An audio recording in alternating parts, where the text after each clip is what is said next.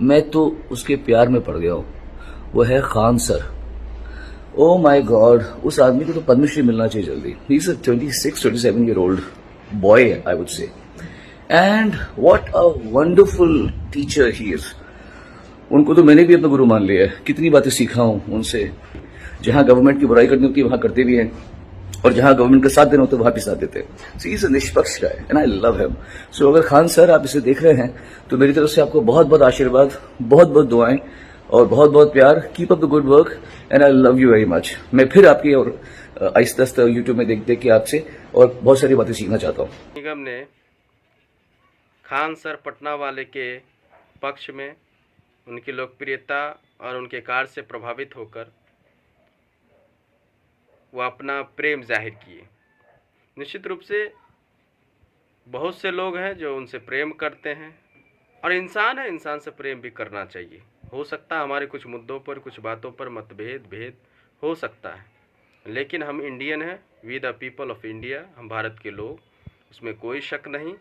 यहाँ आपस में, सगे भाई में, भाई बहन में, माँ बाप में मिसअंडरस्टैंडिंग हो जाती है। इसका मतलब ये नहीं जो हम एक दूसरे का दुश्मन है, नहीं, हम आपके लिए भला चाहते हैं।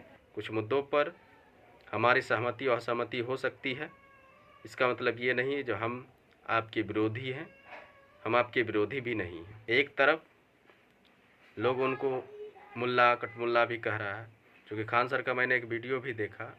घटना को बताते हैं। हम पटना में एक सांस्कृतिक कार्यक्रम में हमें भाग लेने के लिए बुलाया गया था। जब हम स्टेज पे गए तो एक भाई साहब थे, हम नाम नहीं लेंगे यहाँ उनका, वो जैसे हम स्टेज पे चले वो माइक लेके कहने लगे कि आप इसको क्यों बुला रहे हैं, मियाँ है ये, मियाँ है, आतंकवादी है, मियाँ है। अजब हाल है भाई साहब, हमको बड़ा बेइज्जती महसूस होने लगा। हम अपने आप को बहुत, और दूसरी तरफ कुछ माइनॉरिटी के भी लोग उनको आरएसएस एजेंट किसी भी तरह की कुछ बात बोले, तो ये दुर्भाग्य। ग्रीन कलर का रहता है जो मदीना है। अरे बेटा, ये मदीना नहीं है। देखो, मैं तुम्हारा टीचर हूँ, मैं खान सर का सर हूँ, तो बेटा कह सकता हूँ, बुरा मत मानना।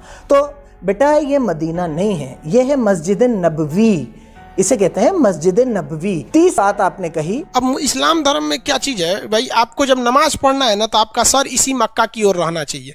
तो बेटे, नमाज में सर नहीं होता, नमाज में मुंह होता है। जब बचपन में छोटे से अब्दुल को, छोटे से पंक्चर वाले को जब नमाज की नियत सिखाई जाती है ना, तो उसमें कह दिया जाता है कि रुख मेरा काबे शरीफ की तरफ।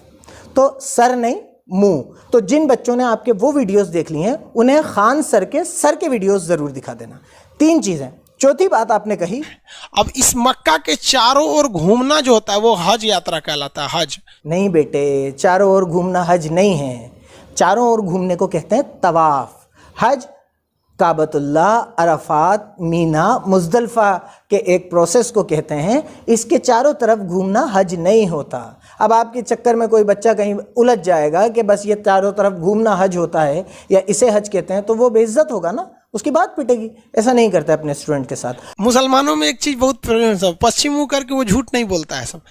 क्या हर कुछ यार, मतलब ये बातें अपन ऑन रिकॉर्ड थोड़ी कहते हैं। ऐसी बातें बच्चों के जहन में नहीं डालते। जिसे झूठ नहीं बोलना होता वो इसलिए झूठ नहीं बोलता कि कुरान में अल्लाह ताला फरमाता है और झूठ बोलने वालों पर अल्लाह की लानत होती है। तो जिसे अल्लाह से डर रखता है वो वैसे ही झूठ नहीं बोलता, और जिसे अल्लाह से डर नहीं है वो पूरा पश्चिम उत्तर दक्षिण कहीं भी मुँह करे। ऐसी कोई मान्यता इस्लाम में या मुसलमानों में नहीं है कि पश्चिम की तरफ मुँह करके झूठ नहीं बोलोगे या काबे की तरफ मुँह करके झूठ नहीं बोलोगे। तो ऐसी हर कुछ बातें लोगों के दिमाग में मत डालो, ये गलत बात है। उन्होंने अपना पैगंबर मतलब समझिए कि सबसे प्रिय, अल्लाह को जब सबसे प्रिय होते हैं उन्हें प्रोफेट यानी पैगंबर कहते हैं। बहुत गलत बात। ऐसे हर कुछ नहीं अड़ाते। अपन पढ़ा रहे हैं, मतलब पैगाम पहुंचाने वाला, दूत। पैगंबर का मतलब सबसे प्रिय नहीं। अगर ये बच्चे कहीं पर इनका क्वेश्चन आ गया कि पैगंबर का मतलब क्या होता है, तो ये तो लिख देंगे सबसे प्रिय। सबसे प्रिय नहीं होता बेटे। पैगंबर का मतलब होता है पैगाम पहुंचाने वाला। अल्लाह का पैगाम इस दुनिया तक पहुंचाने वाले कई पैगंबर आए, जिनमें से एक हज़रत मोहम्मद सल्लल्लाहु अलैहि वसल्लम थे। उसके बाद आप बोले तो यहाँ पे ऐसा कुछ नहीं है। वहाँ पर एक पत्थर है जिस पर क्या करना पड़ता है, कंकड़ मारना पड़ता है। वहाँ पर पत्थर नहीं है, उस पर कोई कंकड़ नहीं मारना होता। वहाँ पर उस जगह की जिसकी आप डिस्कस कर रहे हैं उस पर कोई पत्थर नहीं है और उसमें कोई कंकड़ नहीं मारना होता, कोई पत्थर नहीं मारना होता। ये बातें आप बिना सर पैर की अपने बच्चों को पढ़ा रहे हैं, और वो बेचारे अगर उन्होंने अपने दिमाग में ये बातें बिठा ली तो उन्हें नुकसान होगा, नॉलेज आने के बजाय गलत नॉलेज आ जाएगी।